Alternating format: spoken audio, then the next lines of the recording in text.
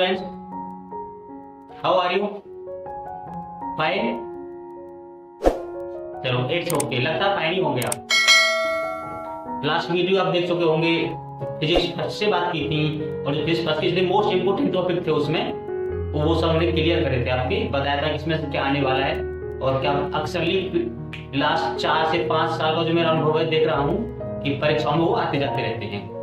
तो आज हम बात करेंगे, कुछ बच्चों की रिक्वेस्ट आई थी, कुछ बच्चों को मैसेज सीन करा था मैं, तो कह रहे थे कि सर सेकंड फिजिक्स से कुछ इंपोर्टेंट टॉपिक पर बात करें। तो आज हम फिजिक्स सेकंड से कुछ इंपोर्टेंट टॉपिक और बात करेंगे कि किस चैप्टर में से कौन सा टॉपिक हमको पढ़ना चाहिए, किसकी प्रोबेबिलिटी सबसे ज्यादा रहती है परीक्षा में आने की। अब टेस्ट हो गए हमारे, मंथली हाफ ईयरली एग्जाम हो गए, फाइनल एग्जाम हो गए, ये कुछ मोस्टली क्वेश्चन होते हैं जो रेगुलरली चले आते हैं और ये हमारे फ्यूचर में हमेशा काम आते रहते हैं। तो चलो स्टार्ट करते हैं students. Today's topic start here. First chapter electricity. जो सेकंड फिजिक्स का फर्स्ट चैप्टर हमारा वो है इलेक्ट्रिसिटी। तो इलेक्ट्रिसिटी में सबसे मोस्ट इंपोर्टेंट टॉपिक आता है आपका, वो होता है यंग मॉडुलस। क्या आता है इसमें? Young modulus. Definition, formula, dimension, unit और इससे रिलेटिव न्यूमेरिकल आने के चांस सबसे अधिक रहते हैं। तो आपको क्या तैयार कर लेना? यंग मॉडुलस, यानी कि यंग प्रत्यास्थता गुणांक। क्या कर लेना आपको? यंग प्रत्यास्थता गुणांक। और उसमें हुक्स लॉ इसके बाद आता है, इसी के चैप्टर में है हुक्स लॉ यानी हुक का नियम। और स्ट्रेस यानी कि प्रतिबल, स्ट्रेन यानी कि विकृति, और इसी से रिलेटिव आएंगे आपके आंतरिक प्रश्न न्यूमेरिकल। और जो इसमें एक डेरिवेशन रहता है स्टूडेंट्स, वो रहता है इन a wire stretched electricity energy, यानी किसी तार में खिंचाव के कारण उसकी स्थितिज ऊर्जा। ठीक है स्टूडेंट्स। अब चैप्टर नंबर 2 आता है आपका फ्लूइड प्रेशर, यानी कि तरल दाब। कौन सा स्टूडेंट्स? तरल दाब। तरल दाब में देखें तो बहुत बड़ा कोई ऐसा डेरिवेशन नहीं है, लेकिन फिर भी इसमें पास्कल्स लॉ, एक छोटा सा लॉ है पास्कल्स लॉ, और पास्कल्स लॉ मोस्टली तो यही है इंपोर्टेंट इसमें, बाकी न्यूमेरिकल भी चैप्टर्स बहुत कम आते हैं। और नेक्स्ट जो आता है इसमें से नंबर 3 चैप्टर आता है हमारा फ्लो ऑफ लिक्विड। क्या आता है हमारा? फ्लो ऑफ लिक्विड, यानी कि द्रवों का प्रवाह।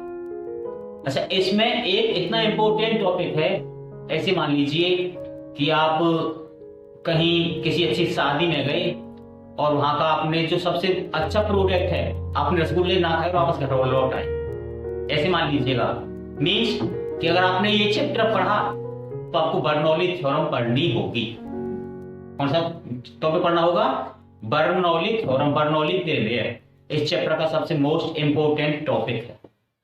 और विस्कोसिटी, स्टोक्स लॉ और रेनॉल्ड नंबर यानी रेनॉल्ड संख्या, ये इसके सबसे मोस्ट इंपोर्टेंट टॉपिक हैं। पूरी किताब का सबसे इंपोर्टेंट है डेरिवेशन, वो है आपका बर्नौलीज थ्योरम। सबसे लॉन्ग है, 98% चांस है हर पेपर में रेगुलरली चला।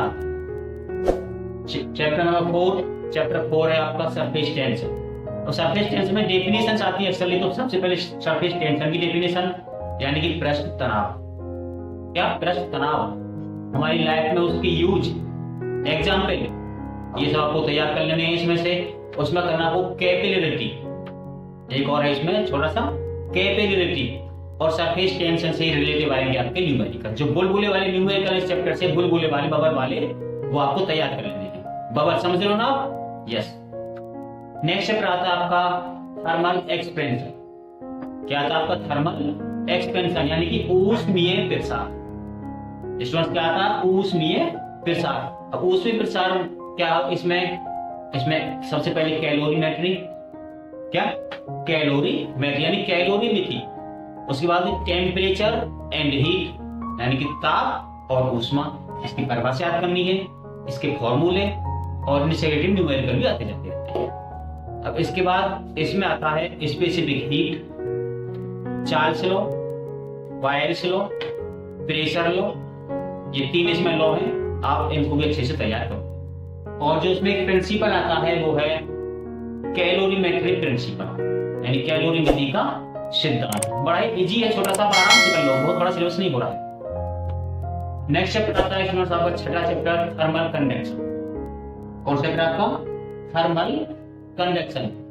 अब थर्मल कंडक्शन में भी डेफिनेशन तैयार कर लीजिएगा। थर्मल कंडक्शन में आता है आइसोथर्मल सरफेस और टेम्परेचर ग्रेडियंट यानी कि ताप प्रवणता, ब्लैक बॉडी यानी कृष्ण का वस्तु, बीन्स लॉ बीन का नियम, स्टीफन लॉ स्टीफन का नियम, न्यूटन लॉ कूलिंग न्यूटन का शीतलन नियम, ये आपको याद करना है। नेक्स्ट चैप्टर 7 आता है आपका थर्मोडायनामिक्स। Chapter 7 thermodynamics. और थर्मोडायनामिक्स मतलब ऊष्मा गतिकी। क्या मतलब? ऊष्मा गतिकी। हीट ट्रांसफर हो गया इसका पहला टॉपिक। क्या हो गया?